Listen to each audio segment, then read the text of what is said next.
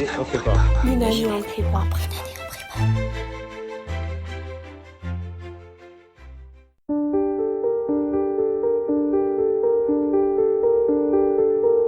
Dans un précédent podcast, j'ai commencé à étudier la question de l'iconoclasme. J'ai indiqué 3 choses au sujet de cette politique qui interdit la production et l'exposition publique, voire parfois privée, de toute image. L'interdiction de tout ce qui peut apparaître comme un produit de la mimésis. J'ai indiqué tout d'abord que cette politique iconoclaste nous est aujourd'hui très étrangère. Il faut ensuite rappeler qu'elle fut pourtant celle du plus ancien texte du corpus philosophique dédié à la question politique. Parmi les textes qui nous sont parvenus, il s'agit de la Politeia, la République de Platon. Et puis, 3e point, j'avais indiqué que dans la République, Socrate commence par proposer seulement une censure, certes massive, mais seulement une censure des images au livre 2 et 3. Et c'est au livre 10 que son exigence se radicalise pour devenir une exigence d'interdiction totale de la mimésis. Le propos sera donc ici de chercher à comprendre ce qui motive cet iconoclasme dans la République, ce long dialogue au fil duquel l'interdit s'impose peu à peu, s'empare progressivement de Socrate, au point que l'on pourrait parler du lent dégagement d'un impératif iconoclaste que Socrate voit triompher malgré lui dans le livre 10. Malgré lui, puisque ce bannissement d'Homère qu'il est contraint de demander, il le regrette.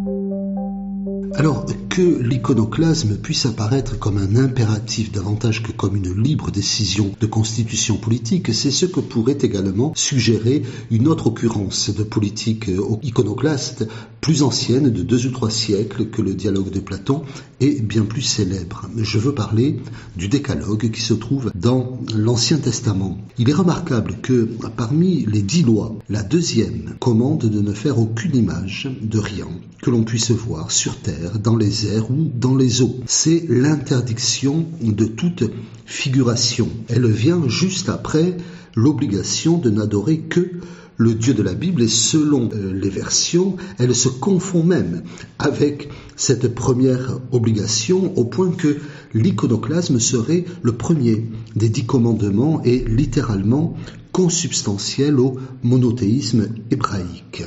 Vous n'aurez point des dieux étrangers devant moi. Vous ne ferez point d'image taillée, ni aucune figure de tout ce qui est en haut dans le ciel et en bas sur la terre, ni de tout ce qui est dans les eaux sous la terre. Nous serions donc, avec ce décalogue et avec la République de Platon, devant 2 paroles qui sont à la fois parmi les plus anciennes de notre pensée politique et qui s'accordent sur la valeur fondamentale de l'impératif iconoclaste. J'en viens donc à l'étude de la façon dont cet impératif émerge dans la République.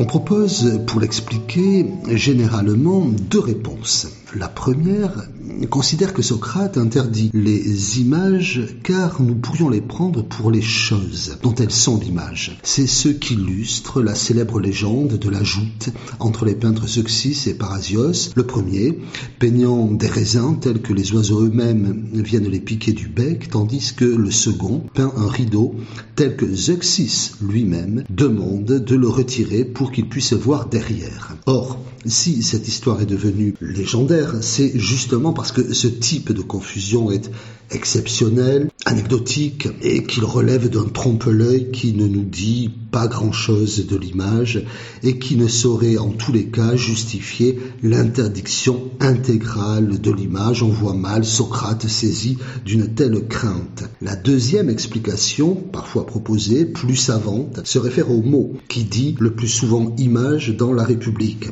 C'est le mot eidolon qui donne idole, mais qui, pour les Grecs, est entendu comme le diminutif de eidos, qui donnera idée.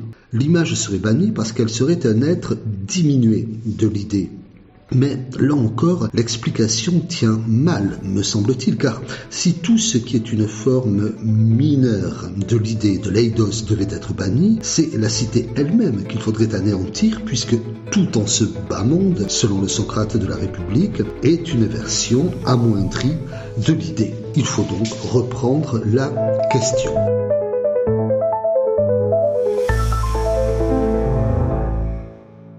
Alors, le livre 10 débute ainsi. J'ai bien d'autres raisons de croire que notre cité fut fondée de la façon la plus correcte qui fut possible.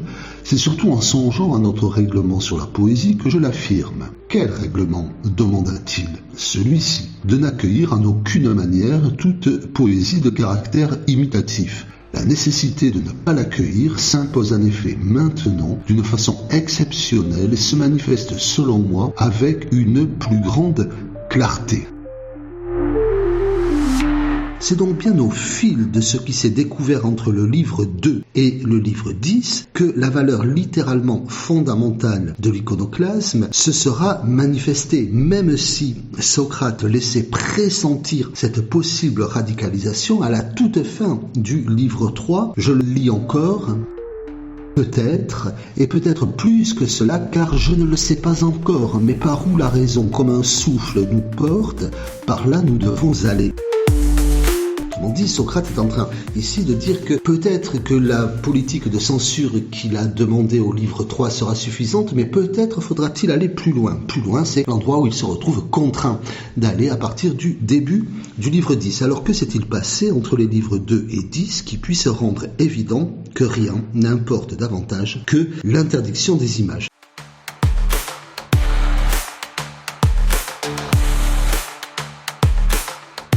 Il s'est passé beaucoup de choses, mais la plus décisive est sans doute que Socrate révèle à ses interlocuteurs, au début du livre 10, dans l'allégorie de la caverne, qu'ils vivent devant des images. L'allégorie a bien une fonction de révélation, elle est destinée à ouvrir les yeux des hommes sur ce qu'ils voient. Elle ne leur révèle pas l'existence d'un autre monde, un monde des idées vers lequel ils devraient migrer en quittant l'ici-bas où ils sont nés et où ils mourront. Elle leur révèle que ce qu'ils voient a la consistance d'une ombre, d'une image.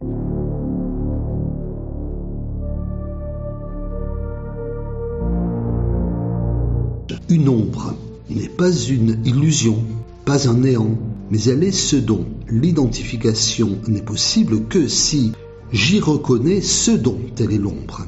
Imaginons l'ombre de l'immense Christ du Corcovado à Rio de Janeiro, qui se projetterait sur une plage de la ville en bas, Copacabana.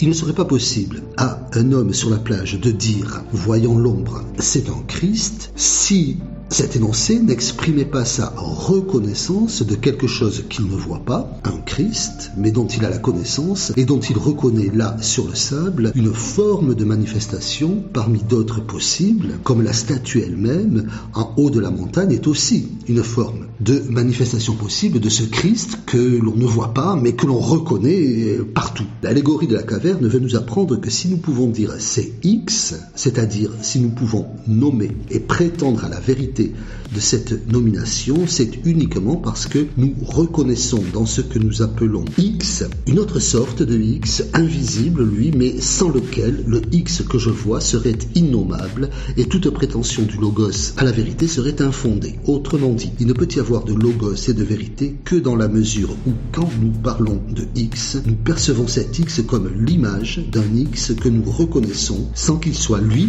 de l'ordre du visible. Le surprenant est alors que cette reconnaissance s'effectue sans que nous nous en rendions compte, c'est-à-dire sans que nous sachions, que nous connaissions ce que nous reconnaissons.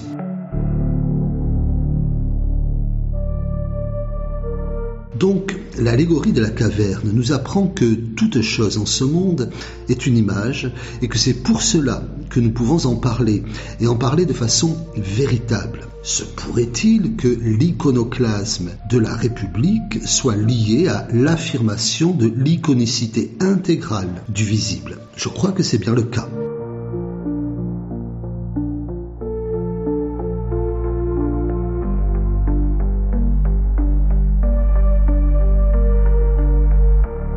Le reproche principal que Socrate fait aux miméticiens, ce n'est pas de nous proposer des trompe-l'œil, c'est de faire des choses sans savoir ce qu'elles sont, de les faire par imitation. Sans cesse, le texte insiste là-dessus. Le miméticien est un ignorant. Il ne sait pas ce qu'est une table, un lit, le courage ou la justice, mais il est capable de nous présenter quelque chose face à quoi nous dirons « c'est un cheval, c'est un lit, c'est une table, c'est une action courageuse ». Ainsi, le miméticien prétend faire un cheval sans savoir ce qu'est un cheval, seulement en imitant un cheval visible. Mais alors, il ne devrait pas être possible d'y identifier un cheval, puisque l'allégorie a montré que la condition de l'identification, c'est la reconnaissance, et qu'ici, rien ne se donne à reconnaître, puisque le miméticien produit sans connaître ce qu'il fait. Au regard des conditions de possibilité du logos et de la vérité que l'allégorie a établie, il est illogique que nous puissions identifier un produit de la mimésis. Les produits de la mimésis sont des scandales logiques.